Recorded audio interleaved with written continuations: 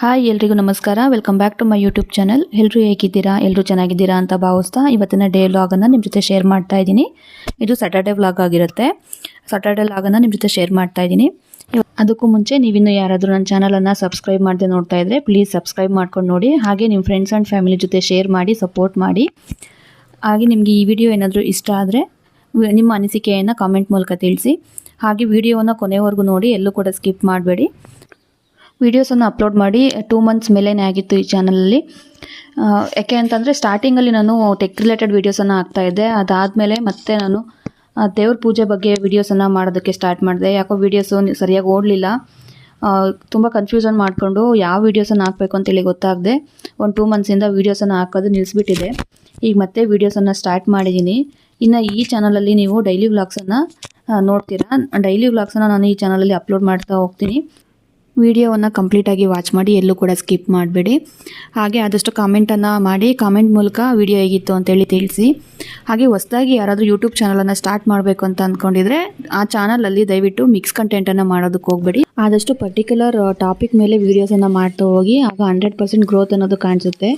ನಂತರ ಮಿಸ್ಟೇಕನ್ನು ಮಾಡ್ಕೊಳ್ಳೋಕೆ ಹೋಗಬೇಡಿ. ಯಾಕೆಂದರೆ ಮಿಕ್ಸ್ ಕಂಟೆಂಟನ್ನು ನಾವು ಹಾಕ್ತಾ ಹೋದಾಗ ಆಲ್ಗರಿಥಮ್ಗೆ ಯಾವ ವೀಡಿಯೋಸನ್ನು ಸಜೆಸ್ಟ್ ಮಾಡಬೇಕು ಅನ್ನೋದು ಗೊತ್ತಾಗೋದಿಲ್ಲ. ಒಂದೇ ಟಾಪಿಕ್ ಮೇಲೆ ಕಂಟೆಂಟ್ ಅನ್ನೋದು ಇದ್ದರೆ ಆದಷ್ಟು ಬೇಗ ಗ್ರೋತ್ ಆಗುತ್ತೆ ಚಾನಲ್ ಅನ್ನೋದು. ಇದಿಷ್ಟು ನನ್ನ ಕಡೆಯಿಂದ ಒಂದು ಪುಟ್ಟ ಮಾಹಿತಿ. ಇನ್ನು ಇವತ್ತಿನ ತಿಂಡಿಗೆ ಅಂತೇಳಿ ಟೊಮೊಟೊ ಬಾತನ್ನು ಮಾಡ್ಕೊಳ್ಳೋಣ ಅಂತ ಎಲ್ಲ ರೆಡಿ ಮಾಡಿ ಇಟ್ಕೊಂಡಿದ್ದೀನಿ. ಈಗ ಸ್ಟವ್ ಮೇಲೆ ಒಂದು ಕುಕ್ಕರನ್ನು ಇಟ್ಟು, ಕುಕ್ಕರ್ ಬಿಸಿ ಆದ ನಂತರ ಕುಕ್ಕರ್ಗೆ ಒಂದು 4ರಿಂದ 5 ಟೇಬಲ್ ಸ್ಪೂನಷ್ಟು ಎಣ್ಣೆಯನ್ನು ಹಾಕಿ ಬಿಸಿ ಮಾಡ್ಕೊಬೇಕು. ಎಣ್ಣೆ ಬಿಸಿ ಆದ ನಂತರ ಪಲಾವ್ ಸ್ಪೈಸಸನ್ನು, ಎಲ್ಲ ಸ್ಪೈಸಸನ್ನು ಆ್ಯಡ್ ಮಾಡಿಕೊಂಡು ಸ್ವಲ್ಪ ಫ್ರೈ ಮಾಡ್ಕೋಬೇಕು. ನಂತರ ಹಚ್ಚಿರೋಂಥ ಈರುಳ್ಳಿ ಮತ್ತು ಹಸಿಮೆಣ್ಸಿನ್ಕಾಯಿನ ಹಾಕಿ ಗೋಲ್ಡನ್ ಬ್ರೌನ್ ಕಲರ್ ಬರೋವರೆಗೂ ಸ್ವಲ್ಪ ಫ್ರೈ ಮಾಡಿಕೊಂಡು, ನಂತರ 1-2 ಟೇಬಲ್ ಸ್ಪೂನಷ್ಟು ಶುಂಠಿ ಬೆಳ್ಳುಳ್ಳಿ ಪೇಸ್ಟನ್ನು ಹಾಕಿ ಚೆನ್ನಾಗಿ ಫ್ರೈ ಮಾಡ್ಕೊಬೇಕು. ನೆಕ್ಸ್ಟ್ ಇದಕ್ಕೆ ಹಚ್ಚಿರೋಂಥ ಟೊಮೊಟೊವನ್ನು ಸೇರಿಸಿ ಚೆನ್ನಾಗಿ ಮಿಕ್ಸ್ ಮಾಡ್ಕೊಬೇಕು. ಟೊಮೊಟೊ ಎಲ್ಲ ಸಾಫ್ಟ್ ಆಗಬೇಕು, ಅಲ್ಲಿನವರೆಗೂ ಚೆನ್ನಾಗಿ ಫ್ರೈ ಮಾಡ್ಕೊಳ್ರಿ. ನಂತರ ಇದಕ್ಕೆ ಪುದೀನ ಹಾಗೆ ಕೊತ್ತಂಬರಿ ಸೊಪ್ಪನ್ನು ಹಾಕಿ ಚೆನ್ನಾಗಿ ಮಿಕ್ಸ್ ಮಾಡ್ಕೊತಾ ಇದ್ದೀನಿ. ಇದಿಷ್ಟು ಚೆನ್ನಾಗಿ ಮಿಕ್ಸ್ ಆಗಿ ಚೆನ್ನಾಗಿ ಸಾಫ್ಟ್ ಆಗಬೇಕು ಟೊಮೊಟೊ ಈರುಳ್ಳಿ ಎಲ್ಲನೂ, ಅಲ್ಲಿನವರೆಗೂ ಚೆನ್ನಾಗಿ ಫ್ರೈ ಮಾಡ್ಕೊಬೇಕು. ನಂತರ ಇದಕ್ಕೀಗ ಹಸಿ ಬಟಾಣಿ ಇತ್ತು, ಈಗ ಸೀಸನ್ ಅಲ್ವಾ ಹಸಿ ಬಟಾಣಿದು, ಹಸಿ ಬಟಾಣಿಯನ್ನು ಸೇರಿಸ್ಕೊತಾ ಇದ್ದೀನಿ. ಹಸಿ ಬಟಾಣಿ ಇಲ್ಲ ಅಂದರೆ ಒಣಗಿರೋ ಬಟಾಣಿಯನ್ನು ನೆನೆಸ್ಬಿಟ್ಟು ಅದನ್ನು ಕೂಡ ಸೇರಿಸ್ಕೊಬೋದು. ಈಗ ರುಚಿಗೆ ತಕ್ಕಷ್ಟು ಉಪ್ಪನ್ನು ಸೇರಿಸ್ಕೊಂಡು ಸ್ವಲ್ಪ ಖಾರದ ಪುಡಿಯನ್ನು ಹಾಕ್ಕೊತಾ ಇದ್ದೀನಿ. ಯಾಕೆಂದರೆ ಖಾರಕ್ಕೆ ನಾವು ಆಲ್ರೆಡಿ ಹಸಿಮೆಣ್ಸಿನ್ಕಾಯಿನ ಹಾಕ್ಕೊಂಡಿದ್ದೀವಿ. ಇದು ಖಾರದ ಪುಡಿ ಹಾಕ್ಕೊತಾ ಇರೋದು ಸ್ವಲ್ಪ ಕಲರ್ ಬರಲಿ ಅಂತೇಳಿ ಒಂದು ಅರ್ಧ ಟೇಬಲ್ ಸ್ಪೂನಷ್ಟು ಖಾರದ ಪುಡಿಯನ್ನು ಸೇರಿಸ್ಕೊಂಡಿದ್ದೀನಿ. ಹಾಗೆ 1 ಟೇಬಲ್ ಸ್ಪೂನಷ್ಟು ಧನಿಯಾ ಪುಡಿಯನ್ನು ಸೇರಿಸ್ಕೊಂಡು ಚೆನ್ನಾಗಿ ಮಿಕ್ಸ್ ಮಾಡ್ಕೊತಾ ಇದ್ದೀನಿ. ಈಗ ಇದು ಮಿಕ್ಸ್ ಆಗಿದೆ. ಈಗ ಇದಕ್ಕೆ ಒಂದು ಅರ್ಧ ಕಪ್ಪಷ್ಟು ಮೊಸರನ್ನು ಸೇರಿಸ್ಕೊಂಡು ಚೆನ್ನಾಗಿ ಫ್ರೈ ಮಾಡ್ಕೊಬೇಕು. ಮೊಸರನ್ನು ಸೇರಿಸಿ ಫ್ರೈ ಮಾಡ್ಕೊಂಡಿದ ನಂತರ ನಾನು 1.5 ಗ್ಲಾಸಷ್ಟು ಅಕ್ಕಿಯನ್ನು ತೊಳೆದಿಟ್ಕೊಂಡಿದ್ದೆ. ಆ ಅಕ್ಕಿಯನ್ನು ಸೇರಿಸಿ 1.5 ಗ್ಲಾಸ್ ಅಕ್ಕಿಗೆ ಒಂದು 3 ಗ್ಲಾಸಷ್ಟು ನೀರನ್ನು ಹಾಕಿ ಒಂದು ಕುದಿ ಬರೋವರೆಗೂ ಚೆನ್ನಾಗಿ ಕುದಿಸ್ಬಿಟ್ಟು ನಂತರ ಕ್ಯಾಪನ್ನು ಕ್ಲೋಸ್ ಮಾಡಿ ಒಂದು ವಿಜಿಲ್ ಬರೆಸ್ಕೊಂಡ್ರೆ ಟೊಮೊಟೊ ಬಾತು ರೆಡಿ ಆಗುತ್ತೆ. ಇದು ನಮ್ಮ ಮನೇಲಿ ನಾನು ಮಾಡುವಂತಹ ಟೊಮೊಟೊ ಬಾತು. ನೀವು ಯಾವ ರೀತಿ ಮಾಡ್ತೀರಾ ಅಂತೇಳಿ ಕಾಮೆಂಟಲ್ಲಿ ತಿಳಿಸಿ. ನೀವು ಇದೇ ರೀತಿ ಮಾಡ್ತೀರಾ ಟೊಮೊಟೊ ಬಾತನ್ನು ಅಥವಾ ಬೇರೆ ರೀತಿ ಮಾಡ್ತೀರಾ ಅಂತೇಳಿ ಕಾಮೆಂಟಲ್ಲಿ ತಿಳಿಸಿ. ಇನ್ನು ಮಸಾಲೆ ಪದಾರ್ಥ ಎಲ್ಲ ರುಬ್ಬಿಬಿಟ್ಟು ಕೂಡ ಟೊಮೊಟೊ ಬಾತನ್ನು ಮಾಡ್ತಾರೆ, ಅದು ಕೂಡ ತುಂಬ ಚೆನ್ನಾಗಿರುತ್ತೆ. ಹಾಗೆ ಇದು ಕೂಡ ತುಂಬ ಚೆನ್ನಾಗಿರುತ್ತೆ. ನೀವು ಯಾರಾದರೂ ಟ್ರೈ ಮಾಡಿಲ್ಲ ಅಂದರೆ ಒಂದ್ಸರಿ ಟ್ರೈ ಮಾಡಿ ನೋಡಿ, ಸಖತ್ತಾಗಿರುತ್ತೆ ಇದಂತೂ. ಇನ್ನು ಕುಕ್ಕರ್ ವಿಜಿಲೆಲ್ಲ ಕೂಗ್ತು. ಈಗ ನೋಡ್ರಿ ಓಪನ್ ಮಾಡ್ತಾ ಇದ್ದೀನಿ. ಟೊಮೊಟೊ ಬಾತಂತೂ ಸಖತ್ತಾಗಿದೆ, ಉದ್ರಾಗಿ. ಹಾಗೆ ಕಲರು ಕೂಡ ತುಂಬ ಚೆನ್ನಾಗಿದೆ, ಟೇಸ್ಟು ಕೂಡ ತುಂಬ ಚೆನ್ನಾಗಿತ್ತು.